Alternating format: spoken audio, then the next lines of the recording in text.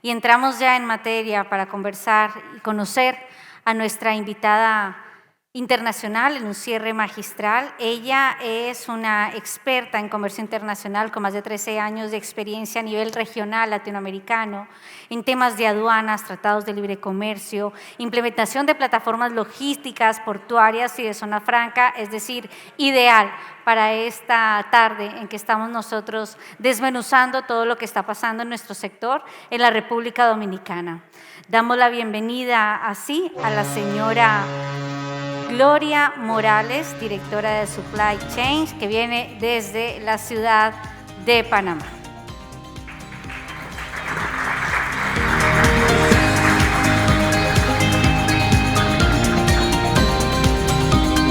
Hola, buenas tardes. Bueno, para mí es un placer estar aquí. Primero quiero dar las gracias a la revista Mercado, a la señora Patricia, tanto a Adriana. Realmente me siento muy complacida de poder compartir y de ver todo lo que se está haciendo en República Dominicana. Y bueno, dada la hora, voy a ir lo más rápido posible y tratando de concluir que muchos de los temas que se tocaron pues están en esta presentación. Así que un poco lo que quiero entrar a tocar el día de hoy es qué hemos hecho en Panamá o qué se ha hecho en Panamá como infraestructura logística. ¿Por qué Panamá se ha ubicado en donde se ha ubicado hoy día? ¿Y cuáles son los retos logísticos que no solo Panamá, sino la región también tiene? De hecho, la presentación se llama Panamá más que una plataforma logística, es un aliado regional. ¿Y por qué aliado regional? Por todo eso que estamos viendo el día de hoy. Por último, voy a tocar un poco las oportunidades y líneas de acción que se tienen que tomar para hacer realmente ese friendshoring que Alejandro mencionaba al final, de un proceso de nearshoring y de relocalización de oportunidades, de empresas y también un poco de las oportunidades que tenemos como región para ubicarnos a nivel global en el juego geopolítico y económico que está tomando. Quiero entrar y no voy a demorarme mucho aquí porque sabemos que ya vamos terminando, ya va estando tarde y ustedes conocen muy bien Panamá. Gracias. Y uno de los primeros puntos que quiero tocar es Why Panama es un proyecto que realizó Georgia Tech junto con la Secretaría General de Gabinete Logístico, que son entidades que ha creado el gobierno panameño para entender un poco o tomar la información que se tenía del mercado y empezar a hacer estrategia con dicha información. Entonces, mucha de la información que ustedes van a ver aquí, que es del Georgia Tech, justamente lo que hizo fue tomar toda esa información que se va generando a través de los años y con esta información empezar tanto la promoción como las decisiones informadas. El sistema o la herramienta presenta los diferentes activos logísticos y un poco en lo que quiero entrar es cuál es esa infraestructura de punta que tomó Panamá, porque no ha sido un proceso de 2 años ni 5 años, son procesos muy jalonados por el Canal de Panamá y qué es lo que ha desarrollado alrededor de ello. En tema de aeropuertos, Panamá tiene una ventaja competitiva, no solo por la ubicación, sino que también tomó ventaja de un poco lo que está haciendo Punta Cana, de esta conectividad aérea que se ha generado a través de Tocumen, que es el hub de las Américas, con más de 90 vuelos a nivel internacional, con más de 90 destinos, perdón, 400 vuelos y, como bien lo nombraba el director de aduanas, el gran porcentaje de carga vuela en las barrigas de los aviones. Entonces, allí empieza un desarrollo importante en donde la carga aérea, que es de bajo volumen pero altísimo valor, empieza a moverse. Entonces, ahí empieza a ubicarse Panamá dentro del juego de aeropuertos. Sin embargo, desarrolla, y en este momento, teniendo en cuenta y no queriendo tomar esa posición de lo tenemos todo, tiene alrededor de 6 aeropuertos adicionales. De esos 6 aeropuertos adicionales se están haciendo estudios con el BID para entender cuál es la vocación de cada aeropuerto. Y, por ejemplo, en el aeropuerto de Enrique Jiménez, que es en el lado atlántico, se está haciendo un estudio de cómo desarrollar un aeropuerto para todos los modelos de zona libre o de procesos de e-commerce. Es un proceso bastante largo. Vamos a ver un poco a medida que vayamos entrando en materia, cómo zona libre en su momento tenía grandes volúmenes de distribución por procesos de redistribución más bien, y ha venido perdiendo un poquito relevancia en cuanto a volúmenes o movimientos de carga. Entonces, retomando y perdiendo esa fuerza, está habiendo nuevos modelos de operación. En tema de infraestructura de primera clase no podemos dejar atrás el Canal de Panamá. El Canal de Panamá, la verdad, ha sido quien ha jalonado toda esta infraestructura de punta en Panamá. Por el Canal de Panamá pasa alrededor del 6% de la carga y de allí pues vino un proceso también de ampliación de las rutas del canal o del canal ampliado en el 2016. ¿Qué pasó?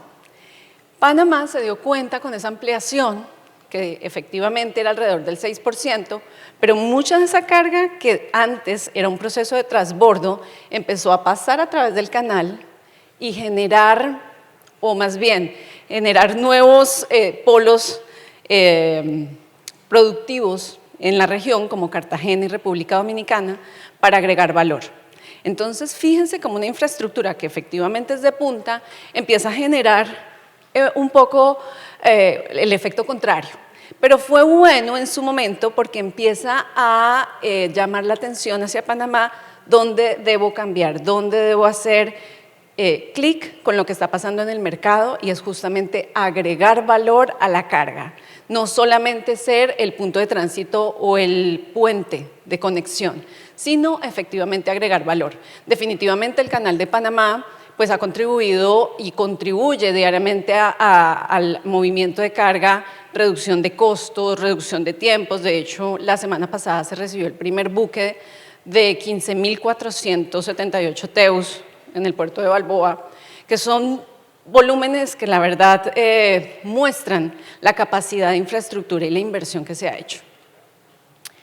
En términos de puerto, que hoy lo hablábamos muchísimo, en términos portuarios, si bien es cierto, veo aquí se tienen alrededor de 11 puertos, Panamá con 5 puertos en los dos costados, Pacífico y Atlántico, mueve alrededor de 8.47 millones de TEUs al año después de pandemia.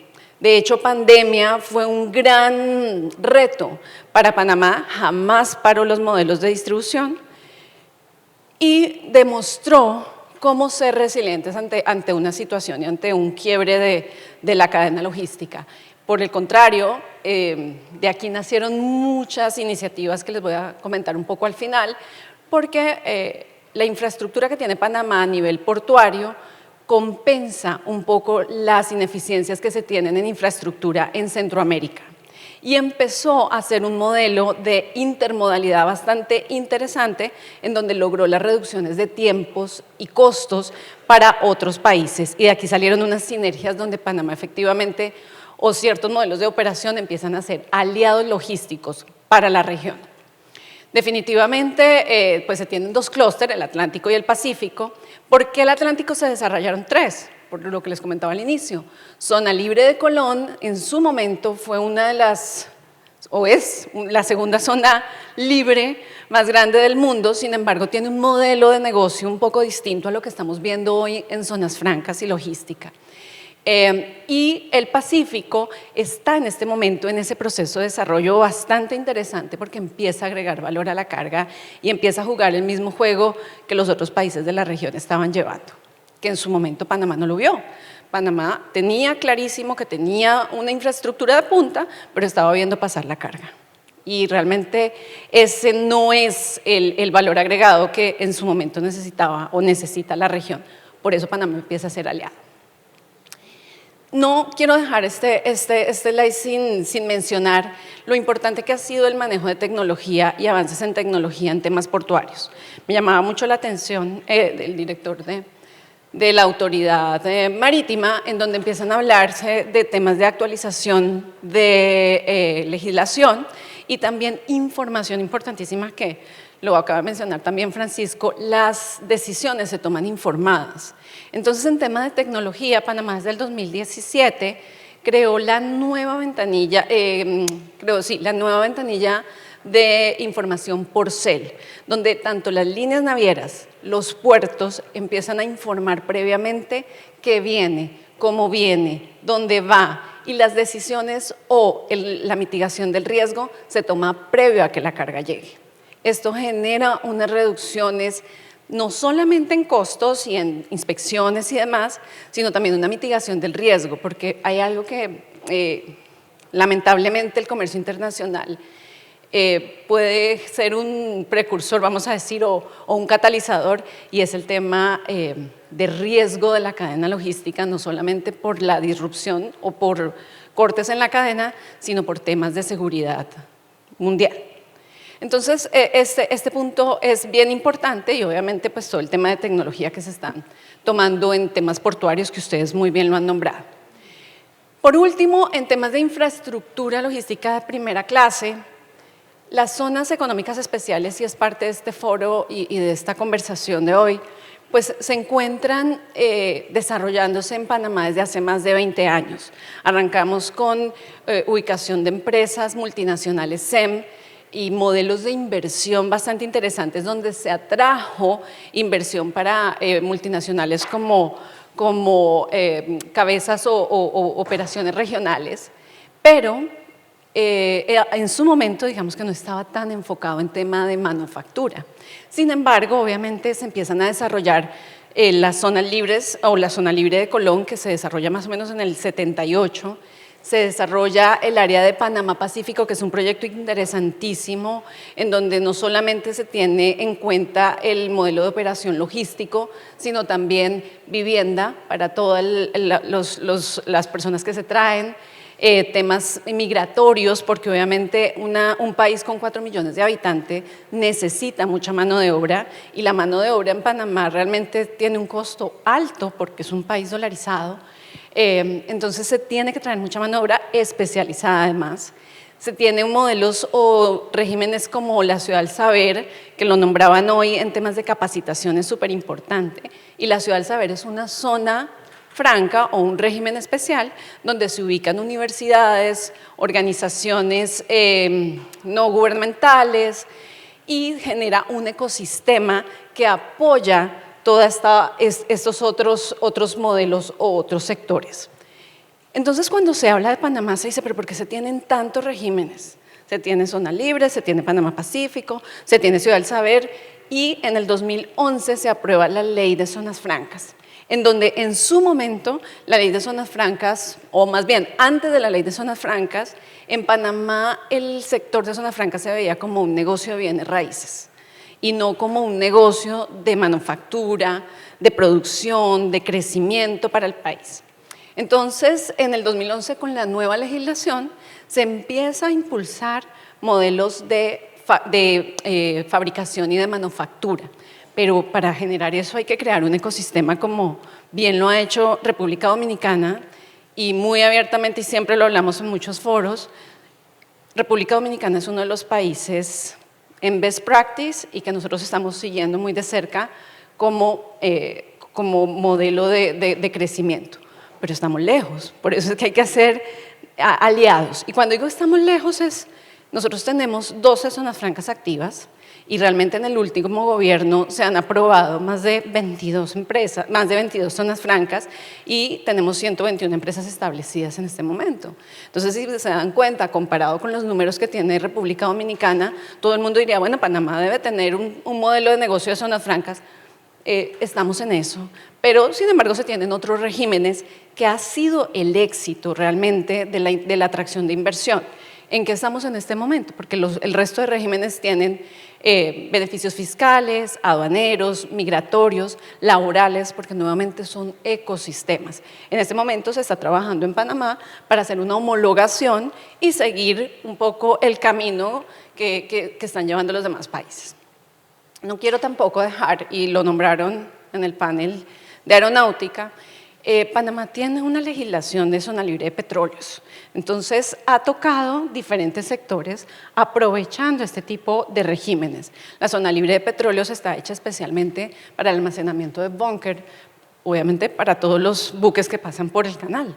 Entonces son puntos y definitivamente ha sido la punta de lanza todo el tema de infraestructura y de cómo jugar con esos regímenes o de cómo ser competitivo acorde con las necesidades de su momento. En este momento estamos en un proceso de crecimiento de zonas francas muy impulsados y siguiendo un poquito el modelo que tiene República Dominicana, que tiene Costa Rica, por supuesto que también ha sido un modelo de negocio, pero en vez de estar compitiendo, estamos tratando de aprovechar las ventajas que se tienen a nivel regional.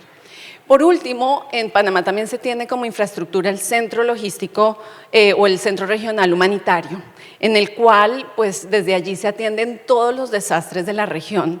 ¿Por qué? Porque Panamá tiene una conectividad con todos los países a nivel aéreo entre 3 y máximo 7 horas.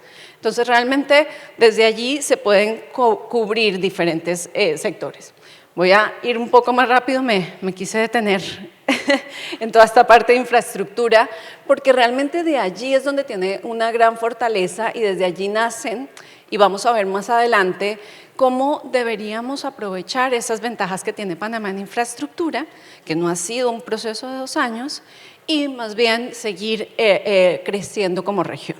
Panamá tiene una conectividad de más de 180 rutas comerciales, un solo puerto tiene más de 132 rutas a nivel comercial, donde une a todas las navieras de la región, conecta 170 países y desde allí se pueden alcanzar hasta 1920 terminales. Como ya les decía, desde allí, en el 2022 se movieron alrededor de 8.47 millones de TEUs. Y no solamente es una conectividad marítima y aérea, sino también tiene 5 cables de conexión en telecomunicaciones. Esto empieza a ser súper importante en el modelo de zonas francas de servicios, porque de hecho Google, que es una de las compañías que tiene cables o de conexión submarina, solicitó tener una zona franca, no como Google, pero obviamente a través de sus aliados, para poder hacer procesos de streaming y también de contenidos. Entonces, es un modelo que no solamente se ha quedado en una conexión logística, sino que va uniendo diferentes ambientes y ecosistemas. Por último, para hacer un modelo de distribución o para hacer un modelo regional o global de conexión, pues obviamente tenía que trabajar en el tema de tratados de libre comercio. Panamá hoy día tiene 23 acuerdos comerciales, obviamente sigue en algunos haciendo negociaciones especiales, pero algo importante, en Panamá dicen, pero en Panamá no se produce.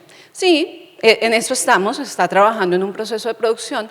Estos acuerdos comerciales contemplan, en varios de ellos, tener certificados de procedencia y de reexportación. ¿Qué significa eso? Que si el producto pasa por Panamá, porque la intención es que el producto pase por Panamá como centro de distribución, no pierda su origen del país que viene al país destino.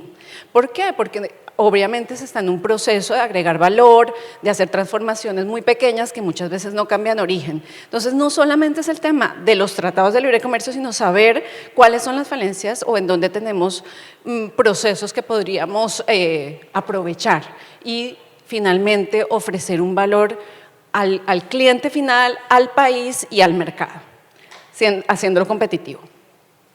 Algunos indicadores que aquí lo nombraron muchísimo, el índice de conectividad marítima. Aquí en este cuadro vemos a 5 países, el top 5 que es del 2022, el último quarter. Sin embargo, República Dominicana, revisé 2021, estaba en el 4º lugar en el 2021. Esto se va moviendo obviamente a nivel de cada vez que van creando conexiones, pero Panamá está en el primer lugar y aquí me llamó la atención y quiero unirlo un poco con el punto final. Nosotros desde Panamá tenemos hasta 8 servicios semanales para República Dominicana, para los 2 principales puertos en Santo Domingo. Desde 4 puertos distintos podemos llegar y llegamos, como pueden verlo en el mapa de la derecha, llegamos entre 2 y 6 días máximo. Entonces aquí es donde, muy bien lo mencionaba DP, ¿cómo hacemos para que, si bien tenemos un proceso de crecimiento, más bien nos complementemos, ¿no?, en modelos de distribución? Por ejemplo, el tema de partes es vital. Nosotros en Panamá el año pasado, en plena pandemia, recibimos requerimientos de empresas de autopartes, las cuales ya traen o los carros en contenedores o los CKDs y simplemente quieren almacenarlo y tenerlos cerca a sus destinos finales, que son Estados Unidos o incluso Colombia y Brasil. Entonces, ahí se vuelve bien importante este modelo de nearshoring, que se ha hablado tanto en este foro, porque el nearshoring no es de un día para otro. El nearshoring necesita acercar los inventarios, luego entender qué es lo que necesita el cliente, que muy bien lo han nombrado aquí, porque se necesita entender exactamente qué es lo que necesita el cliente y dónde soy competitivo, dónde tengo la ventaja, para luego entonces irme especializando. Son procesos de 20 y 30 años, en donde, por ejemplo, en temas de capacitación, que lo hemos hablado mucho, hay países que llevan, Costa Rica, mucho de su proceso o de sus inversiones han sido en capacitación, pero en infraestructura pues todavía tienen retos. Entonces necesitamos aprovechar cuáles son esas ventajas. Este tema de conectividad con un país tan cercano en 3 y 6 días, pues es una de las grandes ventajas. Y ya entrando un poco en materia logística, y ya empezar a hablar un poquito de los retos, haciendo un resumen de todo lo que vimos el día de hoy. En el Banco Mundial se tiene una medición que es el LPI, el Índice de Desempeño Logístico, que el último fue en el 2018.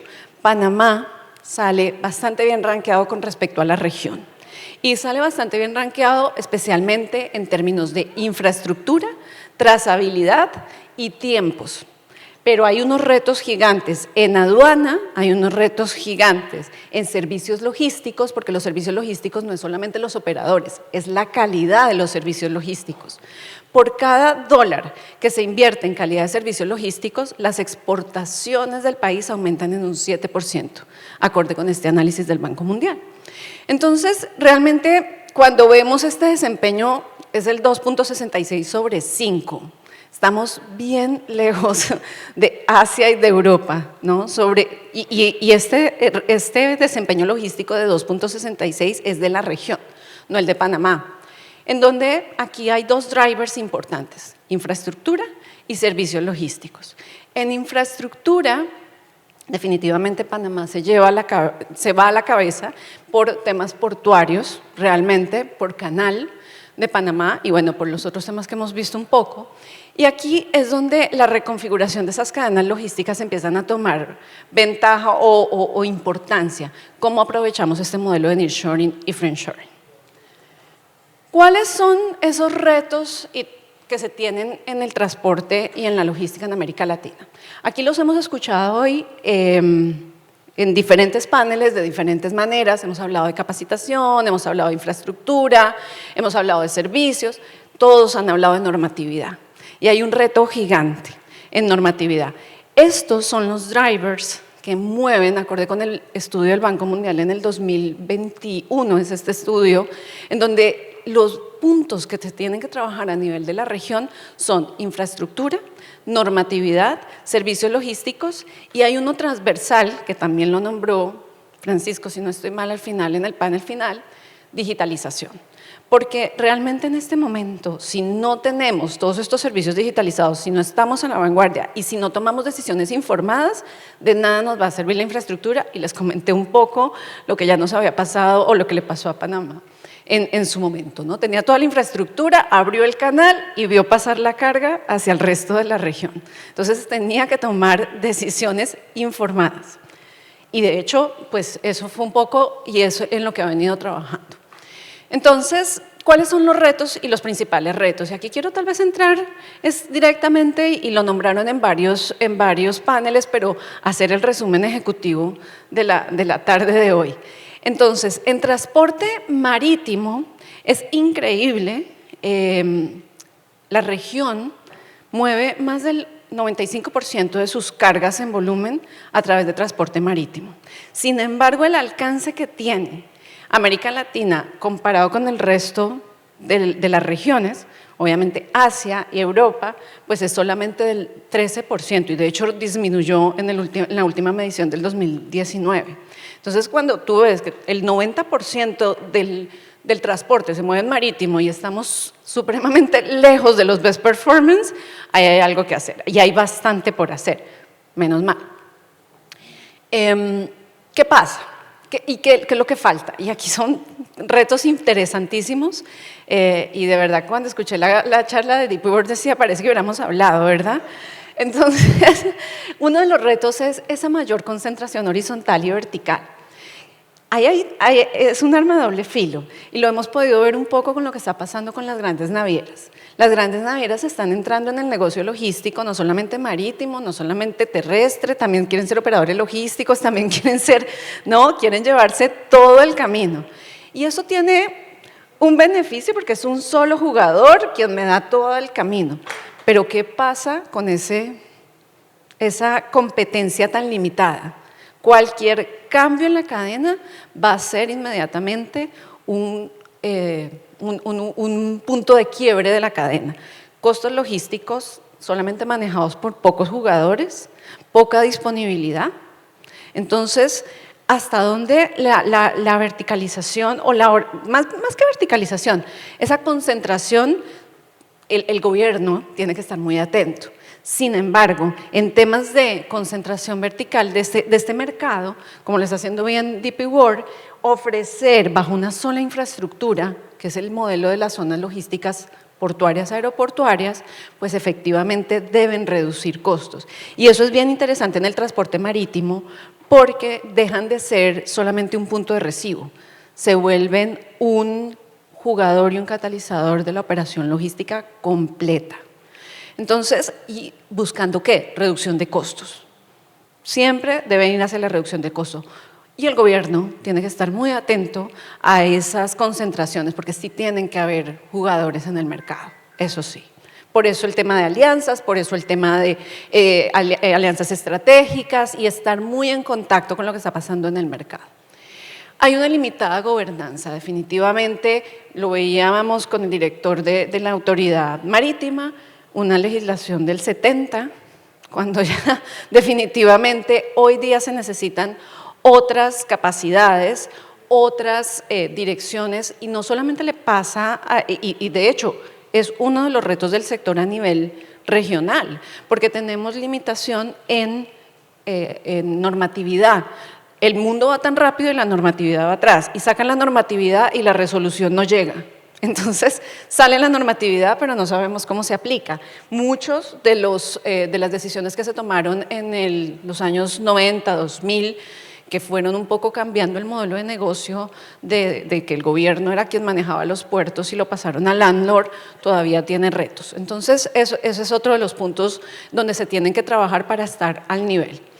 Y bueno, la brecha ya la nombré. Y un punto importantísimo, y no solo en marítimo, sino también en el resto de los sectores, la interoperabilidad y la multimodalidad, porque eso es lo que le va a dar realmente un valor agregado a la región, porque si no podemos conectar los contenedores con el transporte marítimo, ni hablemos de férreo, porque férreo estamos bastante lejos, pero es uno de los modelos, y poder llevar esto aéreo, pues no vamos a ser eficientes. Entonces, realmente yo aplaudo y por eso se sigue muy de cerca lo que se está haciendo en República Dominicana en la unión de marítimo aéreo, porque son una isla, pero una isla que está haciendo su trabajo consciente. Esto necesita trabajo de alianza público-privada y esto lo vemos muchísimo en los planes nacionales de logística, que me adelanto un poco a lo que viene. En el transporte terrestre, este es otro transporte que nos llama mucho la atención, que más del 80%, me queda un minuto, ya casi voy a acabar, en el 80% de la carga de movimiento de transporte terrestre se hace a nivel local, pero en Centroamérica el 100% del transporte internacional es terrestre y ahí tenemos grandes deficiencias en normatividad, en infraestructura vial, lo que hace costos altísimos, en productividad de los vehículos. Se tiene una homogeneidad altísima. Tenemos empresas grandes que manejan cierta parte del mercado, pero tenemos muchas empresas pequeñas y medianas que tienen muy baja calidad en tema de financiación, en términos de recurso humano. Entonces, aquí nuevamente hay un reto importante desde el punto de vista de la base, de donde nace, ¿no? En transporte aéreo es un modelo que no es tan fuerte desde el punto de vista de volúmenes y es el que menos impacta, entre comillas, pero sí facilita muchísimo el tema de movimiento de valor agregado, el tema de e-commerce, que tomó tanta relevancia después del 2020, y por eso no es casualidad que Colombia, Brasil y México estén a la cabeza en la región. Son los que más mueven e-commerce, esos son los mercados más grandes. Entonces, aquí un poco lo conversábamos con el director de Punta Cana. E-commerce puede ser un gran sector a analizar en estos modelos de distribución o la interoperabilidad entre marítimo y aéreo.